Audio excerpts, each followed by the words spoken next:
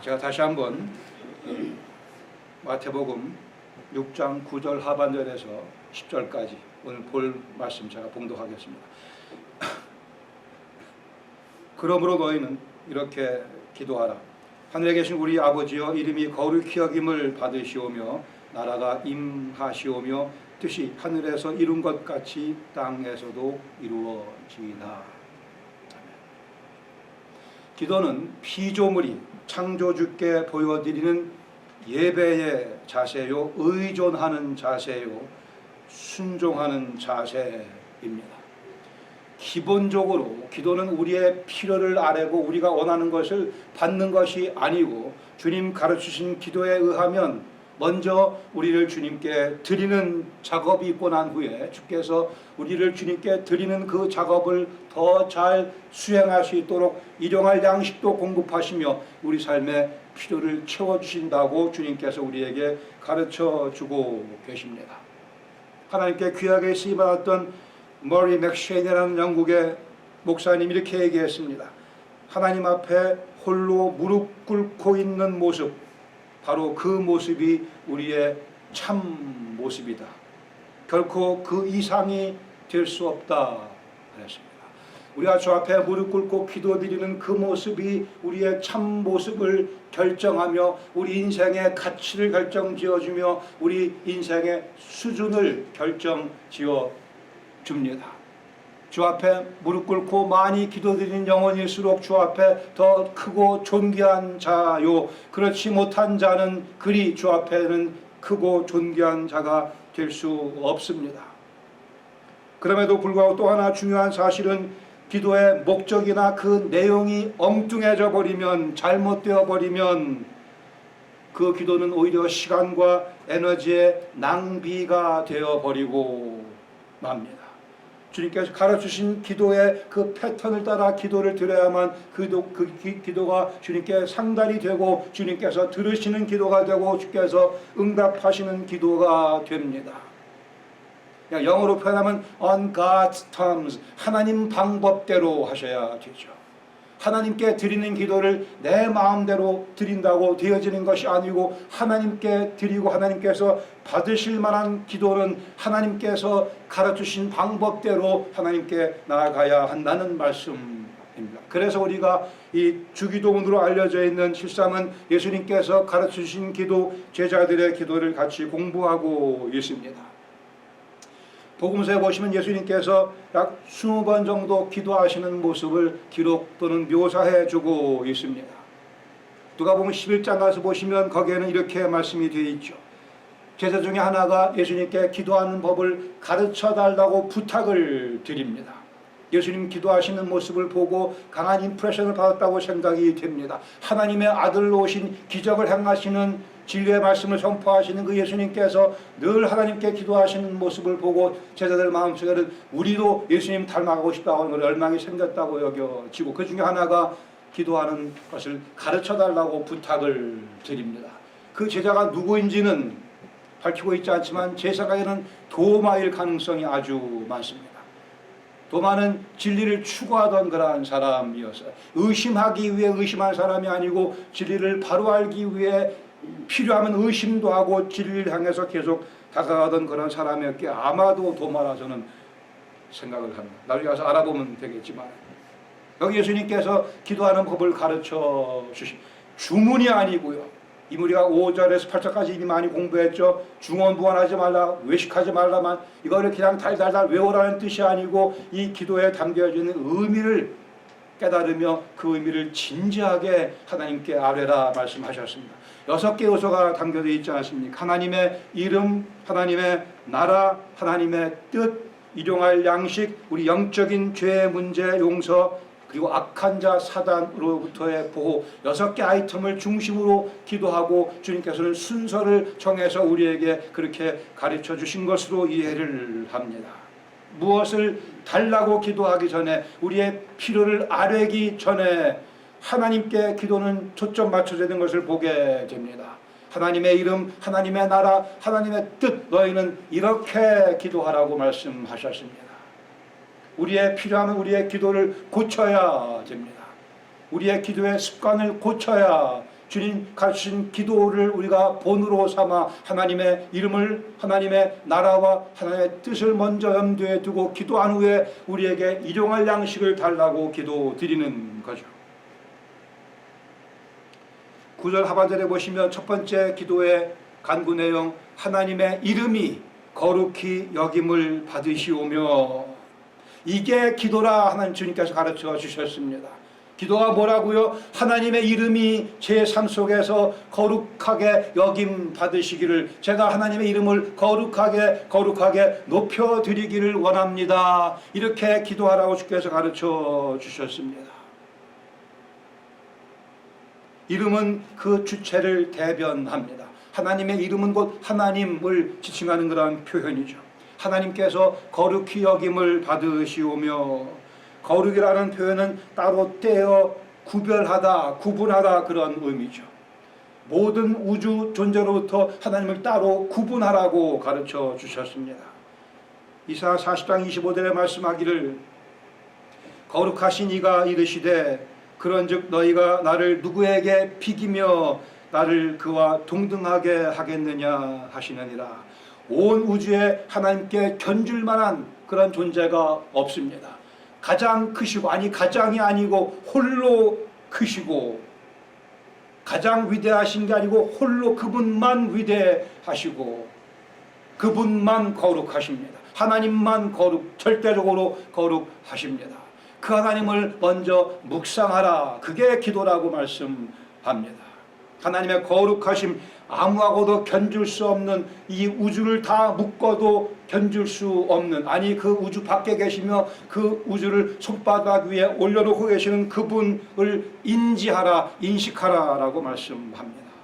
내가 온 우주보다 더 크신 분 앞에 내가 서 있다고 하는 이 인식을, 자각을 분명히 하며 기도를 시작하게끔 가르쳐 주셨습니다. 하나님의 이름을 우리가 거룩하게 만드는 거 아닙니다. 우리가 있기 전부터 하나님께서는 먼저 거룩하게 계십니다. 문제는 그 거룩하심을 보라고 가르쳐 주십니다. 하나님께서 하나님이심을, 하나님께서만 하나님이신 것을 인식하며 그 앞에 경배하라고 말씀합니다. 하나님의 거룩하심을 보라, 느끼라, 확인하라, 그리고 감탄하라고 말씀합니다. 이것이 기도. 거룩하신 하나님과 나와의 대면이 이루어지고 있는 장소요, 공간입니다. 그러기에 기도는 우리 인생의 가장 고귀한 경험입니다. 세상에 아름다움이 있으면 가장 아름다움의 본체이신 그분을 내가 경험하는 것이고, 세상에 고상한 무엇이 있다면 그 모든 고상의 결정체이신 하나님 앞에 내가 서는 시간이기에 우리 인생의 가장 복된 시간, 가장 고귀한, 가장 값진 체험입니다. 거룩하신 하나님께서 모든 선함과 가치 있는 것의 완결판이십니다. 그러니까 그분 앞에 서는 기도의 이 시간, 그러기에 찬송가 가사와 같이 내 기도하는 그 시간, 그때가 가장 귀하다. The sweet hour of prayer라고 얘기하고 있지 않습니까?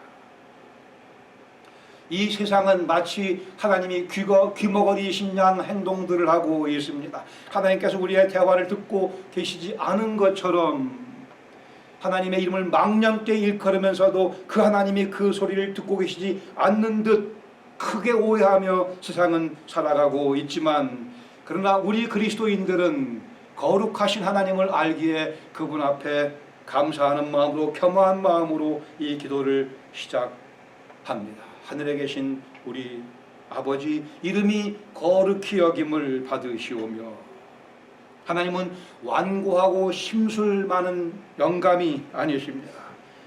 때로는 하나님을 호텔 보이같이 여겨서 전화 한 통해서 필요한 거 갖다 달라고 그렇게 부탁하는 대상 하나님은 아니십니다.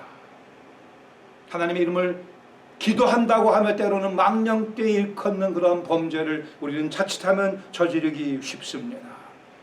하나님 누구신가를 바로 인식해야만 거룩하신 그분 앞에서 이제 우리는 그 하나님의 거룩하심을 언급하며 하나님의 거룩하신 모습을 주위 사람들에게 알려주고 싶다고 하는 충동마저도 이 기도 가운데 느끼게 됩니다. 레위기 11장 45절에 말씀합니다. 나는 너희의 하나님이 되려고 너희를 애굽 땅에서 인도하여 낸 여호와라. 너희의 하나님이 되기 원하여, 하나님의 뜻입니다. 하나님은 우리의 하나님이 되기를 원하십니다. 아니 원래 우리의 주인이시지만, 우리를 지으신 분이시지만 우리와 가까이 관계를 맺고 살아가기를 원하십니다. 말씀하기를 내가 거룩하니 너희도 거룩하라고 말씀합니다. 우리의 아버지가 되시려고, 우리의 하나님이 되어주시려고, 우리를 사랑하는 연인이 되어주시기 위해, 우리와 관계를 맺어주시기 위해 하나님께서는 그리스도 예수 당신의 아들을 십자가에 죽게 하시며 우리를 가까이 찾아와 주셨습니다. 그러기에 여기 우리의 기도가 있습니다. 주님, 제가 거룩해지기 원합니다. 주님, 저도 거룩해지기 원합니다. 우리의 기도의 첫 번째 아이템은 이겁니다. 주님, 저도 주님을 닮아 거룩해지고 싶습니다. 이미 구원받았고 우리는 우리 생명이 하늘에 이미 보장되어 있지만 이 땅에 살아가는 이 인생 남은 기간 동안에 주님, 저는 주님 닮아 더 거룩한 모습으로 변모되기를 원합니다. 하나님의 이름이 제 삶 가운데, 제 인격 가운데, 제 말투 가운데, 제 행동 가운데 하나님께서 거룩히 여김을 받기 원하십니다. 첫 번째 기도의 내용입니다. 구원의 중요한 목적 가운데 하나는 거룩함입니다. 구원이 의미가 있다면 그것은 우리가 이제부터 하나님의 거룩하신 모습을 닮아갈 수 있게 되었기 때문입니다. 잘 생각해 보시죠. 구원이 무엇인가? 예수님 믿고 구원받은 것이 무엇을 의미하는가? 그것은 이제 지금까지는 내 멋대로 인생 살았지만 지금부터는 나를 구원하신 하나님 아버지 거룩하신 그 모습을 명령하신 것 같이 내가 거룩하니 너희도 거룩하라 말씀하신 것과 같이 나도 거룩한 삶을 지금부터 추구해 나간다. 이것은 고민할 이슈입니다. 마음속에 거룩하고 싶은 마음이 없는데요. 그런 분이 혹시 계시다고 한다면 생각을 하셔야만 됩니다. 왜 그런가? 구원의 의미를 잘 묵상하셔야 돼요. 구원은 죄로부터의 구원이지만 거룩함 속으로의 구원이기도 합니다. 죄로부터의 구원으로 끝나지 않습니다. 구원은 패키지로 오는데 죄로부터의 구원에서 끝나지 아니하고 거룩함 속으로의 구원, 그것이 성경에서 말씀하는 구원입니다. 그를 위해 예수님께서 모진 고난을 십자가에 당하신 거예요. 그 아픔을 당하시며 침뱉음 당하시며 가시멜로간 쓰신 이유는 우리를 죄에서 구원하는 데 있지 아니하고 우리를 죄에서 구원할 뿐더러 우리를 거룩 속으로 집어넣어 주시려고, 그리고 주님 부활하시고 우리가 거룩의 영역 가운데 살아갈 수 있도록 하나님 우편에 앉아 우리를 통치하고 계시지 않습니까? 복음과 거룩을 따로 분리시킬 수 없습니다. 분리시키는 것은 거짓 가르침이고 잘못된 복음에 대한 오해입니다. 성경에서 말씀하는 복음은 거룩과 붙어 있습니다. 구원받아 죄 씻은 것으로 끝나지 아니하고 거룩함으로 더 이뻐야만 됩니다. 그게 성경에서 말씀하는 구원이에요. 구원이 하나님 선물인 것만큼 거룩함이 하나님의 선물이기도 합니다. 제가 여러분 보시기엔 우습게 보일지 모르겠지만 저는 거룩한 하나님의 아들이요, 그래서 거룩을 향해 지금 걸어가고 있는 사람입니다. 우리는 다 똑같이, 세상 사람들은 우리를 우습다 얘기할지 모르겠으나 우리는 죄로부터 구원받아 거룩으로 그 속으로 깊숙이 들어간, 그리고 계속 그 깊숙한 거룩의 영역 속에서 살아가는 하나님의 아들과 딸이요, 그러기에 성도 거룩한 무리입니다. 첫 번째 기도의 제목이 뭐라고요? 하나님 이름이 거룩히 여김을 받으시오며, 주님, 저도 거룩해지기 원하나이다. 그런 의미에서 기도는 피조물의 최대의 특권입니다. 두 번째, 10절에 보시면 하나님 나라가 임하시오며, 이 말씀 하나님의 통치에 관한, 하나님의 다스림에 대한 기도입니다. 시편 47편 8절에 보시면 하나님이 뭇 백성을 다스리시며 하나님이 그의 거룩한 보좌에 앉으셨도다. 하나님이 거룩한 보좌에 앉으셔서 우리를 다스리고 계십니다.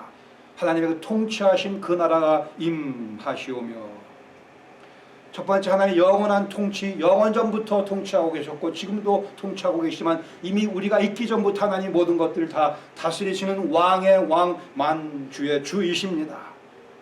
또 한편으로는 그리스도의 재림을 통해서 그 통치가 우리가 볼 수 있는 가시적인 모습으로 주님의 재림 가운데 주님이 평강의 왕으로 예루살렘 다윗의 보좌에 앉아 온 천하를 다스리시는 그날이 곧 다가올 겁니다. 언젠지는 모르겠으나 오늘일 수도 있고 내일일 수도 있고 5년 후일 수도 있겠고, 그런 가시적인 통치 주님 어서 오시옵소서, 그러한 의미가 이 기도 가운데 또한 포함되어 있고요. 세 번째 또 하나 볼 수 있는 것은 동시에 이 땅에 그리스도의 통치하심이 내 삶 속에 이루어지기를, 내가 주님의 통치하심을 받고 살기 원하나이다. 그리고 아직 예수님 모르는 분들에게까지도 그리스도의 통치가 확장되기를 원하나이다. 이러한 내용이 이 기도 가운데 포함되어 있습니다. 사도행전 7장 55절에 스데반이 순교하기 직전에 그러한 모습입니다. 스데반이 성령 충만하여 하늘을 우러러 주목하여 하나님의 영광과 및 예수께서 하나님 우편에 서신 것을 보고, 보통은 앉아 계신다 표현하고 있는데 이 스데반이 순교하는 과정 가운데는 예수님께서 서 계셨습니다. 하나님 우편에 하나님과 동등한 권위의 자리에 예수님께서 계시며 모든 인류 역사를 지금도 다스리고 계시다고 말씀합니다.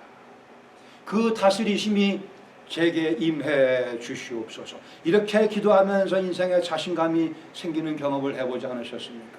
주님, 저를 다스려 주시옵소서. 제가 주님의 통치 가운데 들어가기 원합니다. 그때 우리 인생에 대한 확신이, 자신감이 생겨납니다. 역사가 무엇인가? 역사는 하나님의 통치하심이죠. 거기에 수많은 반항과 반란이 있긴 하지만 그래도 역사는 하나님의 통치입니다. 하나님께서 역사의 주인이시며 주권자이시며 그분이 역사의 목적이기도 하십니다. 하나님께서 역사에 개입하지 아니하신다면, 즉 하나님의 통치가 없다고 한다면, 유명한 역사가 에드워드 기본이 얘기한 것 같이 역사는 기껏해야 범죄와 어리석은 행위와 불운한 인생의 기록에 지나지 않는다. 그 말이 맞을 수가 있을 거예요. 그러나 하나님 나라가 이미 임했고 임하고 있고 하나님의 통치가 진행되고 있기 때문에 역사는 죄사함과 거룩함과 사랑과 가치 창조의 기록이라 얘기할 수 있을 겁니다. 죄사함과 거룩함과 사랑과 하나님 보시기에 아름다운 가치를 만들어 나가는 그 기록, 그 흐름이 역사라 얘기할 수. 여기서 우리는 우리 인생의 좌표와 방향을 발견합니다. 내가 왜 사는가를 알게 됩니다. 하나님의 통치하심이 나와 함께 하시기에, 하나님의 역사 개입이 없다고 한다면, 하나님의 통치하심이 없다고 한다면 랄프 월도 에머슨이 얘기한 것 같이 역사는 몇몇 소수의 위대한 사람들의 위인전에 지나지 않는다. 저는 거기에 끼지 못합니다. 이 에머슨의 정의가 맞다면 몇몇 소수의 뛰어난 사람들의 위인전, 일면 역사를 보면 그렇게 볼 수도 있죠.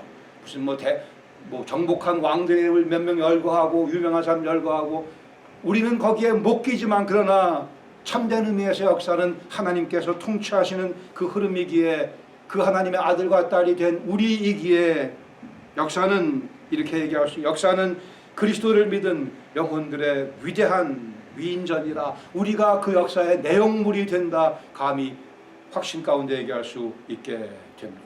하나님이 통치하시며 그분의 통치하심을 직접적으로 받고 있는 우리 그리스도인들이기에 역사는 무엇이요? 역사는 정현이라고 하는 하나님의 아들의 위인전입니다. 여러분 한 분 한 분의 하나님께서 위대하게 만드신 그 내용들로 하나님의 역사는 가득 차게 되어 있습니다. 꼭 우리가 온 세상의 이름을 날려서가 아니고 오늘을 주님의 백성으로 그분의 통치하심 받으며 신실하게 살아갈 때에 이게 주님께서 자랑하시는 아름다운 역사의 한 장면이 된다는 그런 의미입니다. 그러기에 여기 우리의 기도가 있습니다. 주님, 저를 다스려 주시옵소서. 주님, 저를 다스려 주시옵소서. 시편 97편 1절에 말씀하기를 여호와께서 다스리시나니 땅은 즐거워하며 허다한 섬은 기뻐할지어다. 그렇죠. 여호와께서 다스리고 계시기 때문에 땅이 즐거워하며 온 섬이 기뻐하고 있습니다. 여호와께서 다스리시니 우리는 즐거워하며 우리는 기뻐할지어다. 아리스토텔레스가 이렇게 얘기했습니다. 통치는 가장 잘 통치할 수 있는 자가 해야 한다. 맞는 말이죠. 통치는 누가 해야 돼요? 통치를 가장 잘하는 사람이 해야 맞죠. 제가 아리스토텔레스 이렇게 저는 답변하고 있어요. 아리스토텔레스요, 염려 붙들어 매세요. 하나님께서 통치하고 계십니다. 가장 잘 다스리시는, 아니 그분만 잘 다스릴 수 있는. 글쎄요, 김정은한테 가서 통치받기 원하시는 분은 없으실 거라고 생각합니다. 세종대왕은 어떠세요? 우리의 통치자는 여호와 하나님이십니다. 우리를 그렇게 사랑하시는, 우리에게 큰 지대한 관심 갖고 계시는 하나님 나라가 임하시오며, 주님, 제가 그 통치 가운데 오늘도 살아가기 원합니다. 그리고 저 때문에 아직 주님의 통치를 거부하고 있는 영혼들의 삶까지도 주님의 그 다스리심이 확장되어지기를 원합니다. 세 번째, 하나님의 뜻이 이루어지이다. 뜻이 하늘에서 이루어진 것 같이 땅에서도 이루어지이다. 시편 135편 6절에 말씀합니다. 여호와께서 그가 기뻐하시는 모든 일을 천지와 바다와 모든 깊은 데서 다 행하셨도다. 논리적으로 현실적으로 당연한 사실입니다. 하나님께서 당신이 원하시는 것을 다 모두 다 행하십니다. 하늘에서는 명령이 떨어지기가 무섭게 모두 다 즉각적으로 순종합니다. 하나님께서 빛이 있으라 말씀하심에 빛이 생겨났습니다. 즉각적으로 모두가 다 순종을 합니다. 그래 말씀하기를 하늘에서 뜻이 이루어진 것 같이 이제는 오늘 제 삶 속에서도 하나님의 뜻이 이루어지기를 원하나이다. 온 우주 가운데 모두가 다 하나님의 뜻에 전적으로 즉각적으로 순종하지만 때로 그 명령에 대한 반항과 반란이 이루어지는 곳이 딱 한 군데에 있어요. 사람들의 영혼 속입니다. 제 마음속에서, 여러분의 마음속에서 하나님의 명령이 종종 거부되어지고 그에 대한 반란이 일어나는 것을 보게 됩니다. 하나님은 인격적인 분이시기에 우리를 기다리시며 우리가 자원하는 심정으로 주 앞에 순종하기를 지금도 기다리고 계십니다. 에베소서 1장 11절에 말씀합니다. 모든 일을 그의 뜻의 결정대로 일하시는 이의 계획을 따라 모든 일을 당신의 뜻의 결정대로, 주권의 하나님이며 전능의 하나님이며 그분에 의해서 우리는 구속을 받은 그 계획 가운데 예정을 입어 구원받은 우리들이기에 이제는 우리가 하나님의 그 막강하신 능력의 그의 뜻에 전적으로 순종하는 삶을 살아드려야죠. 선택이 사실은 아닙니다. 우리가 생명을 주님께 비치고 있기 때문에 우리를 구원해 주시는 것이 하나님의 뜻이었던 것과 마찬가지로 구원받은 후에 하나님 뜻대로 살아가는 것, 하나님께 순종하며 살아가는 것 역시 마찬가지로 하나님의 뜻입니다. 군대 갔다 오신 분들, 우리 옛날에 격려할 때 충성 그러지 않았습니까? 충성 또는 뭐 멸공파도 있고 충성파도 있는데 잘 생각해 보세요. 그때 충성하면서 충성심이 막 들끓어오르는 그런 경험하셨어요? 해병대 다녀오시고 충성하면 그냥 아무 의미 없이 그냥 충성했던 그런, 저는 그렇게 했던 것 같아요. 멸공할 때 이 공산당을 나라고 통일을 그런 마음이 들끓었느냐 하는 것이죠. 우리는 이 시간 이 기도 통해서 하나님께 충성을 맹약하는 거예요. 하나님께 충성, 하나님 뜻이 내 삶 가운데 이루어지이다. 멸공 대신에 멸사, 그래, 사탄을 우리가 멸해야 되니까 멸사. 이 주님 하신 기도를 그냥 술술술 해서 안 되고, 이 기도를 하루에 한 번씩 반복하세요. 그러나 그 의미를 깊이 묵상하며 하나님의 이름이 거룩히 여김을 받으시오며 하나님 나라가 임하시오며 이제는 주의 뜻이 충성, 하나님 충성을 맹약하며 주의 뜻이 내 삶 가운데 이루어지이다. 여기 우리의 기도, 주님 뜻대로 하시옵소서. 주님 뜻대로 하시옵소서.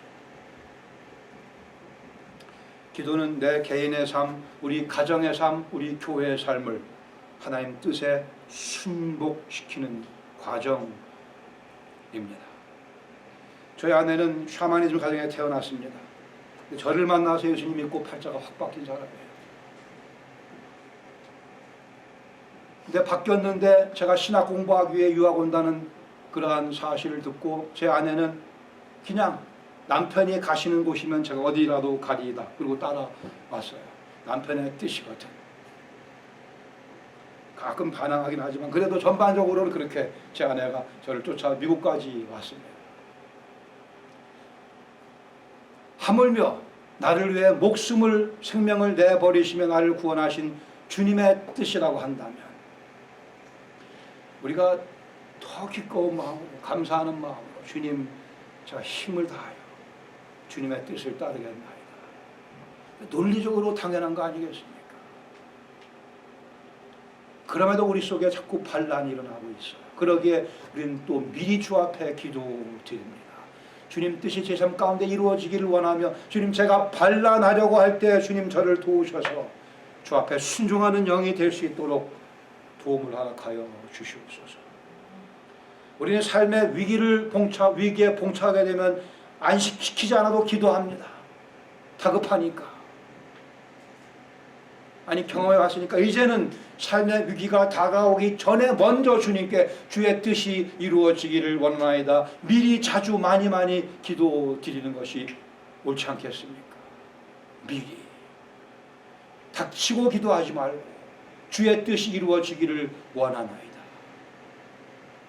온 역사와 온 우주의 가운데 최대의 위기를 경험하신 분은 예수 그리스도이십니다. 겟세마네 동산에서 십자가를 지시려 하는 예수님께서 하나님 아버지께 간절히 기도하시지 않습니까? 아버지여, 만일 할만하시거든 이 잔을, 이 십자가를 제게서 거두어가 주시옵소서. 그러나 내 뜻대로 마옵시고 아버지의 뜻대로, 아버지의 원대로 하시옵소서. 기도의 프라임 이그젬, 기도의 가장 아름다운 모습입니다. 그것도 당신의 유익을 위해서가 아니고 우리 죄인들을 살리시기 위해 주님께서 그 십자가 앞에 놓으시고 내 뜻대로 마시옵고 아버지의 원대로 하시옵소서. 예수님은 앞에 있는 엄청난 영광을 바라보시고 당신의 희생과 죽음을 통해서 저희 같은 사람들이 구원에 참여할 그 아름다운 열매를 미리 보시고 당신 희생의 그러한 대가를 기꺼이 치르시면서 하나님께 기도드리기를 아버지의 원대로 하시옵소서. 이제는 우리 차례입니다. 우리가 주님을 위해 주님의 뜻대로 하시옵소서. 여기 큰 오해가 있는 것 같아요. 주의 뜻대로 하시옵소서 이렇게 기도하고 나면 뭔가 안 좋은 일이 벌어질 것 같다는 예감을 갖는 분들, 사탄이 주는 생각입니다. 제가 젊은이들에게 많이 가르쳤어요. 주님 뜻대로 좋은 신랑감을 주시옵소서.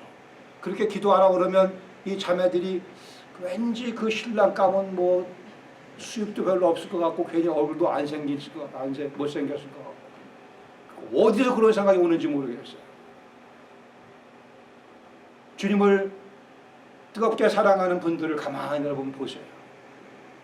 그 부인들이 다 인물이 미모가 뛰어난 것을 확인하실 수 있을 겁니다. 왜 어쩌자고 주님 뜻에 맞는 아내를 구하라고 그러면 못생긴 자매를 머리에 떠오르는지 모르겠어요. 우리에게 필요한 아름다운 여인은 딱 한 명밖에 필요 없습니다. 하나님 적절하게 그 여인을 주실 텐데, 우리 특별히 목사님들 보세요. 저를 포함해서 대부분 사모님들이 미모가 출중합니다. 하나님의 선물이죠. 하나님의 뜻이 이루어지기를 원하나이다 하면서 이 좀 찝찝한 마음이 있는 분들 회개하세요. 하나님의 뜻이면 베스트 플랜이에요. the best plan ever입니다. 그러니까 예수님 믿는 거죠. 그러니까 그 하나님 믿는 거죠. 베스트이신 그분을 믿으니까 하나님께서 우리를 베스트의 최선의 길로 인도하실 것을 믿고 살아가는 것 아니겠습니까? 아니 때로는 그러나 내가 보기에는 베스트가 아닌 것 같이 보이는 경우가 있는 것도 사실이에요. 그것은 내 시각에 문제가 있어서 그런 것이지, 내 가치 판단에 문제가 있는 것이지, 하나님께서는 가장 좋은 곳을 우리를 이끌어가고 계십니다. 이것을 믿는 훈련이 우리에게 필요합니다. 내 뜻을 주장하기 전에, 아니 내 뜻 주장하면 안 되고요, 하나님의 뜻을 여쭙는 그러한 겸손과 지혜가 우리에게 필요합니다. 기도는 마지막 수단이 아니고 하나님이 첫 번째 우리의 상담자가 되셔야 합니다. 삶에 이런저런 문제가 올 때 이거저거 해보다가 안 되면 기도하는 아주 우스운 그러한 비논리적인 비상식적인 그러한 행태가 우리 가운데서 사라져야 되고, 먼저 우리가 상담 드려야 되는 대상은 하나님이십니다. 그리고 궁극적인 상담자도 바로 하나님이십니다. 기도는 하나님의 사랑과 지혜를 인정하는 자들만이 드릴 수 있는 거예요. 하나님의 사랑을 믿어야만, 하나님의 뛰어나신 지혜를 확신할 수 있어야만 그분께 아뢰며 그분의 도움을 구하는 것 아니겠습니까? 하나님께 맡겨드리는 거예요. Please run the show for me. 주님께서 저를 위한 쇼를 좀 진행해 주세요. Please run it for me. 저를 위해 좀 쇼를 진행시켜 주세요. 예수님은 말씀하기를 나의 양식은 나를 보내신 이의 뜻을 향하는 것이라 말씀했습니다. 나의 양식이라고 주께서 말씀하셨어요. 예수님 내 에피타이저는 이렇게 말씀하시지 않았습니다. 내 디저트는 나를 보내신 이의 뜻을 향하는 것이라 말씀하지 않으셨어요. 내 간식은 아니고 내 주식은, 내 살아가는 삶의 가장 중요한 이유는, 목적은 나를 보내신 이의 뜻을 행하는 것이라. 기도는 문자적으로 영혼의 호흡입니다. 기도가 없으면 영혼이 짓눌리게 되고 맙니다. 공기가 아주 탁한 그런 공장에서 일하는 것과 똑같아요. 밖에 나와 신선한 공기를 들이마시는 그게 기도요, 그 영적인 호흡입니다. 그러기에 기도 없이는 정상적인 그리스도인의 삶을 살 수가 없습니다. 더 뭐 추가할 얘기가 없어요. 기도 없이는 정상적인 그리스도인의 삶을 살 수가 없습니다. 영혼의 호흡을 해야 우리 영혼에 신선한 공기가 공급이 되어지고, 우리 능력의 한계가 너무도 분명하게 하나님 나라의 하나님의 통치, 지배하심을 받지 않고는 우리 인생 무력해지죠. 불안감을 떨쳐버릴 길이 없습니다. 하나님 뜻이 나의 꾀를 점령하셔야만, 나의 꾀를 압도하셔야만 우리 인생 극대화할 수 있으며 날아가는 삶을 살 수 있습니다. 하나님의 이름을 부르지 아니하고는 정상적인 그리스도인의 삶을 살 수 없게 우리는 기도합니다. 날마다 골방에 들어가 하늘에 계신 우리 아버지여, 이름이 거룩히 여김을 받으시오며 나라가 임하시오며 뜻이 하늘에서 이룬 것 같이 이 땅에서 이루어지이다. 한 주간 이 기도를 반복 또 반복하시기 바랍니다. 대목 하나하나 우리 말씀을 깊이 묵상하며 주 앞에 이 기도 드리는 습관을 골방에서 배양해 나가시길